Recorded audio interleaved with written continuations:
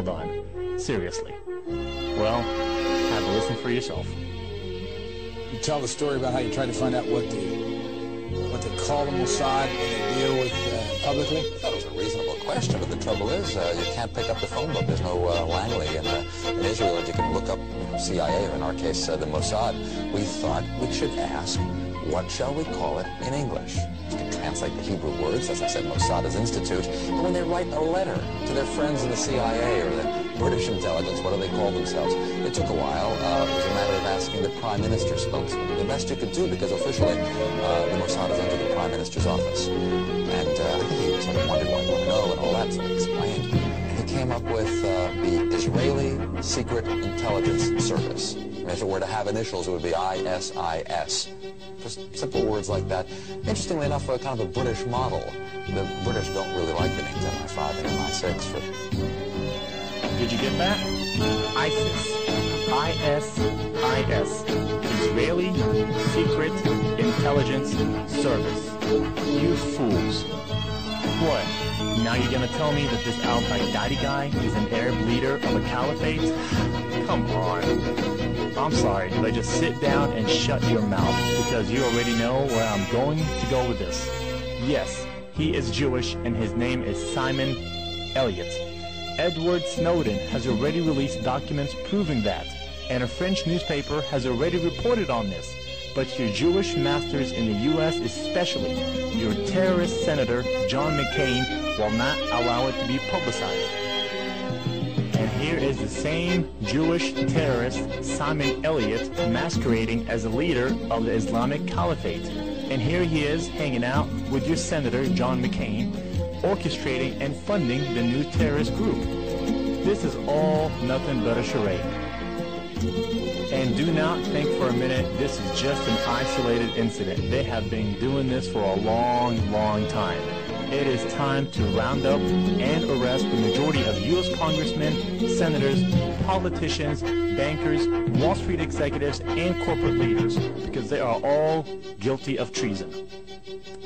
And in this next clip, I will show how the majority of the quote-unquote Muslim terrorist leaders are actually Jewish and are masquerading as leaders of some sort of radical group only to sell you the propaganda right here in the media in the United States.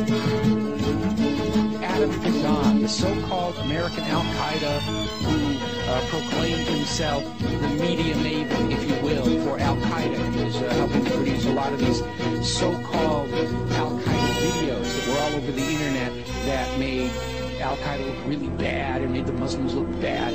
Should you fail to comply and fall, we will deem it sufficient justification to continue to fight and kill Americans. Come to find out, Adam Gaddafi's real name was Adam Perlman.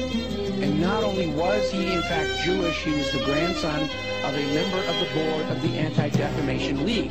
And if you've been following the history of the Anti-Defamation League, you will find out they've been very much involved in covertly supporting a lot of these so-called American Nazi movements. In fact, all the way back, just about the time of World War II, there was this scandal where the head of the American Nazi Party, which had a total membership of like 6, and yet they were getting all this press, was arrested for embezzling from his sponsors, which turned out to be the ADL, so that kind of blew up in their faces. So anyway, we have Adam Perlman, and he's been going around saying, I'm Al-Qaeda, I'm Al-Qaeda, see, I got a turban on my head, I'm a terrible Muslim.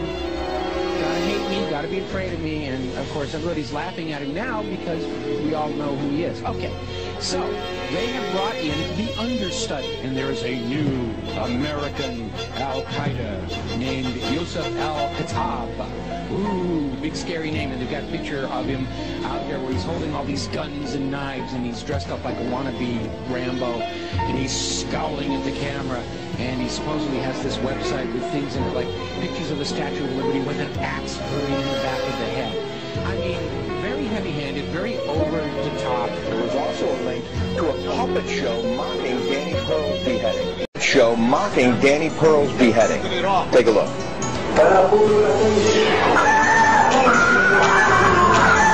Oh, that's awful. You know, just looking more like a movie prop than anything else here. So, as it turns out, this is another fake. His real name is Joseph Cohen. He's a 39-year-old New York City taxi driver, as you mentioned. He called himself Yusuf al-Qadab, but he was born Joseph Cohen here in America. He is a Jew. And he is another manufactured front to try and convince Americans that Al-Qaeda is actually here in the United States. This is why we've got to be doing this, doing surveillance on the American people and reading their email and listening to their phone calls and all this stuff, because you never know when we're going to get into a situation with the American Al-Qaeda. And it's all a front. It's a fake. He's up there. He's there to try and create an enemy that doesn't really exist in order to justify the totalitarian treatment of the American people and to encourage us to go and attack them before they kill us. They're already here on the home front. We've got to go bomb those gosh darn Muslims, because they're infiltrating America, and they're ripping tags off of couch cushions, and they're causing global warming, and we've got to go and it's nonsense. It's all war propaganda. You guys need to listen to me very, very carefully, especially to the American audience. Your country